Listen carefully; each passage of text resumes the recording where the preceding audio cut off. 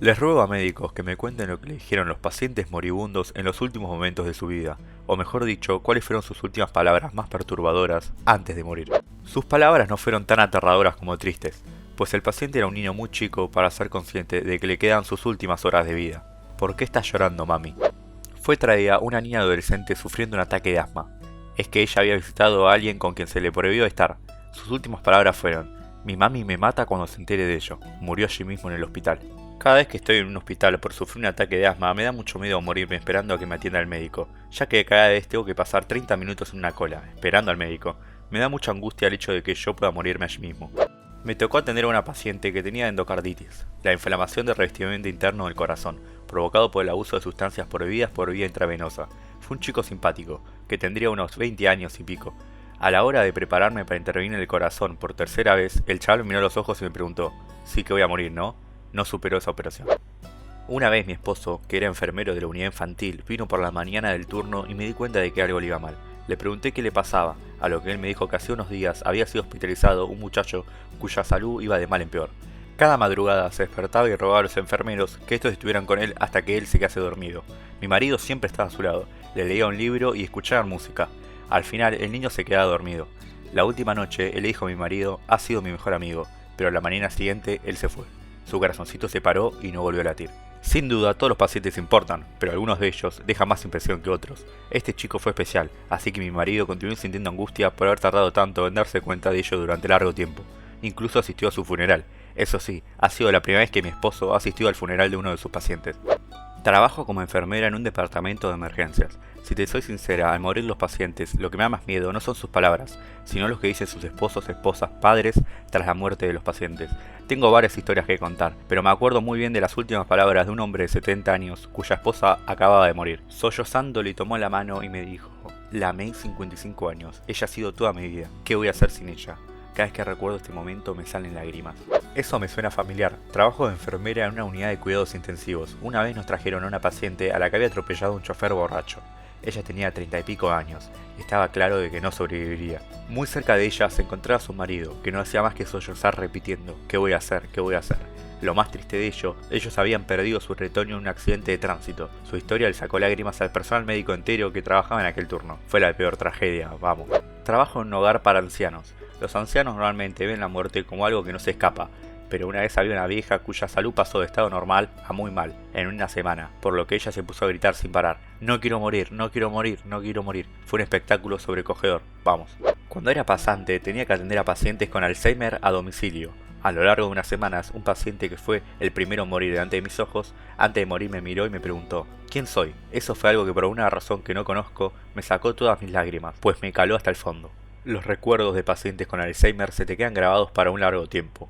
Cuando era pequeño hacía mofas de mi abuelo, pues a este se olvidaban tales cosas como mi nombre y mi edad, aunque me conocía de cara. Un día él fue por un helado, pero al regresar no logró recordar cuándo él se lo había comido por última vez. Él murió cuando yo tenía 9 años. Tras muchos años de su muerte, entendí lo temido de su enfermedad, que le había afectado tanto. No pertenezco al personal médico, pero tengo una historia que contar y que viene al hilo. Cuando estudiamos en séptimo grado, entonces tendríamos 14 años, teníamos clases de actuación. En un recreo, antes de ir a la clase, mi compi, el que era un bromista, se puso a hacer como que nuestra compañía de clase era su novia, la cual estaba a punto de romper con él. En un momento, el compi exclamó: nuestra relación se disolvió. Dio la vuelta y para dar más credibilidad a la supuesta ruptura, cayó al piso. O eso creímos nosotros, pero lo que hizo mi compi no fue una actuación. Lo que pasa es que él realmente murió en el acto por una enfermedad misteriosa, la miocarditis aguda, pero en aquel momento todo el mundo no se dio cuenta de lo que efectivamente le había pasado, es decir, nos reíamos y seguíamos su juego. Incluso levanté del piso sus lentes y se los coloqué para recordarle lo ciego que era, y entonces fue cuando me percaté de que su rostro súbitamente se había puesto muy pálido. Unos instantes más tarde se desencadenó la hemorragia de la boca. Se escuchan tremendos gritos por todas partes del colegio. Eso sí fue algo que me destrozó. Con mis 14 años entendí que podría fallecer en cualquier momento. Un día un amigo de mi amigo se tomó licor con sus compis hasta emborracharse. De pronto se puso de pie y al soltar un "hasta pronto, colegas", se tomó de golpe la última copa. Un segundo más tarde murió en el acto. Es que él, antes de darse contra el piso, ya estaba muerto. Mañana seré sometido a una operación. ¿Qué hago yo aquí leyendo el hilo? Cuando fui a la residencia médica, allí fue traído un hombre joven, menor de 30 años, con neumonía. De pronto su salud pasó a un mal estado, y es por eso que me dejaron allí para que yo esté con él toda la madrugada. Como le costaba mucho respirar, se necesitaba hacerle la intubación endotraqueal. Le comenté que pensaba, bajo los efectos de la anestesia general, introducirle un tubo para que él pudiera respirar fácilmente. Él lo asintió y yo estaba a punto de llevar a cabo mi plan. Lo último que me dijo el paciente fue: doctor, por favor, no deje que yo muera. A lo que le contesté que haría todo lo posible por salvarle la vida. Después le introduje el tubo y lo llevé a la unidad de cuidados intensivos. Una semana más tarde, me tocó el turno en la unidad de cuidados intensivos, por lo que otra vez tuve que cuidar de este paciente, solo que este estaba al borde de la muerte. Era consciente de que esta madrugada sería la última en su vida. Él había tenido varios episodios de fibrilación cardíaca en su vida, pero logré mantenerlo con vida aunque no fuera por mucho tiempo. Es que el paciente estaba muy enfermo y de pronto murió. Me costó mucho tranquilizar a su mamá y a su novia a sabiendas de que: un doctor, por favor, no dejes que yo muera. Fue lo último que me había dicho el paciente. Por otro lado, tú cumpliste la palabra, es decir, hiciste todo lo posible para que el paciente no muriera. La muerte tuvo que pelear contigo por él.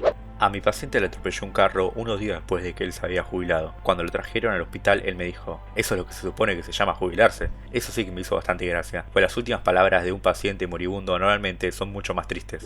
Antes siempre solíamos asistir a marchas turísticas con un hombre que normalmente siempre sabía exactamente cuántos años, meses, semanas y días le quedaban para él jubilarse. El hombre sacaba el tema cada vez que lo veíamos. Así había sido hasta que llegó el día de jubilarse. En cuanto llegó este día, él estaba pletórico de felicidad, pues por fin él tenía el tiempo libre todo el día. Unos meses más tarde, él murió, lo que fue algo que me quedó grabado para siempre. Desde aquel momento trato de valorar todos los días, pues no sé cuántos días me toca vivir antes de que yo muera. Él otra vez está en el rincón. Aunque no había nadie en el rincón, pero el paciente me aseguraba que durante unos días estaba allí un tipo sombrío, ella no dejaba de preguntarme de él. En las últimas horas de su vida, ella no hacía más de hablar del sujeto en cuestión. Entre sollozos, me suplicaba que llamase a su mamá. Su diagnóstico fue el cáncer. En los últimos días de su vida, mi papi vivió una experiencia similar, pues también vio a alguien en un rincón en todo momento.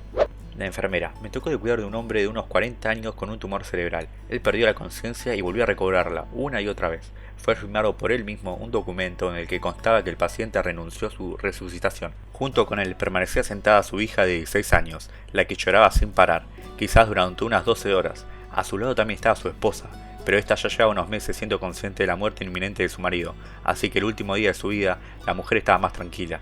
Yo tenía que estar con él y hablar con él en voz alta para comprobar si estaba consciente. Eso sí que no me gustaba, por lo que alguna vez le pedí a su esposa que ésta lo hiciese por mí. Quería que el paciente escuchara la voz de su mujer, no el mío. Ella aceptó mi proposición. Lo que pasó después fue algo extraordinario. Cuando su mujer empezó a decirle algo en voz alta, el paciente tomó su mano y la dirigió hacia los labios para besarla. Pero lo curioso fue que el paciente en estos momentos estaba inconsciente. Este acto fue el último de su vida, tras el cual el paciente murió. Ella me miró con los ojos bien abiertos y me dijo: de ninguna manera le hagas caso a mi familia, pues ellos pretenden que yo viviera eternamente.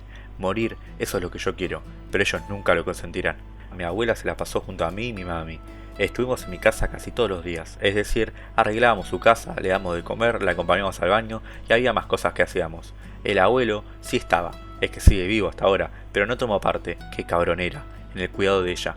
Total, que cuando llegó la hora de la muerte, nosotros ya hemos llorado todas las lágrimas y estamos resignados a que ella muriese. Cuando se la llevaron al hospital, aparecieron de la nada mis tíos y mis tías. Los médicos procuraron saber si valdría la pena intentar revivir a la abuela, el día que ella estás a punto de morir. Todos los familiares contaron: sí, hagan todo lo posible por no dejarla de morir. En realidad, mis tíos y mis tías se sintieron culpables por no haber estado últimamente con ella, y es por eso que quisieron expiar su culpa alargando el sufrimiento de mi abuela. Pero mi mami y yo estuvimos en contra, pues sabíamos que la decisión que tomaron mis tíos y mis tías a la abuela no le habría gustado. Es más, no fue lo que ella merecía. Tuvimos una discusión larga con nuestros familiares, pero al fin y al cabo logramos disuadirle de ello. Cuando llegó la hora de morir, le dejamos que la abuela se fuera tranquilamente y descansase en paz. A veces las personas parecen tan egocéntricas.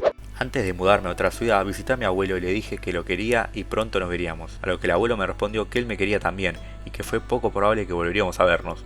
Tuvo razón, pues una semana más tarde él murió de neumonía. Eso me hizo acordar a lo de mi bisabuela. Un día fuimos a México para celebrar su cumpleaños. A la hora de despedirnos de ella, esta nos dijo que el día que llegáramos a México otra vez, ella ya habrá muerto. Eso es lo que exactamente sucedió.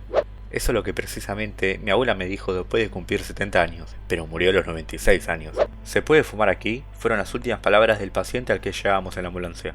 ¿De qué murió él? Se tomó un montón de pastillas.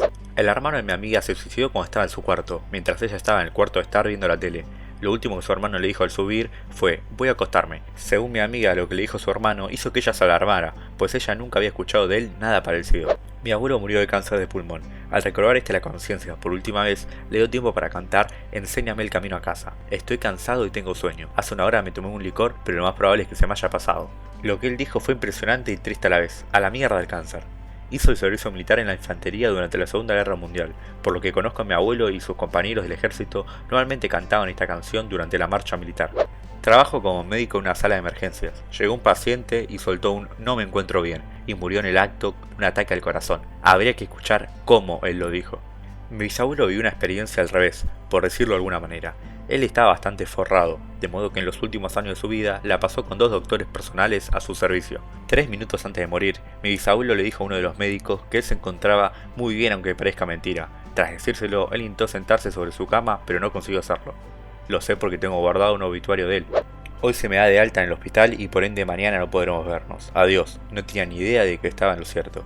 Muchas gracias por sus atenciones. Si eres médico, escribe en un comentario debajo del video las últimas palabras que te haya tocado escuchar de un paciente moribundo. Que no se te olvide compartir el video.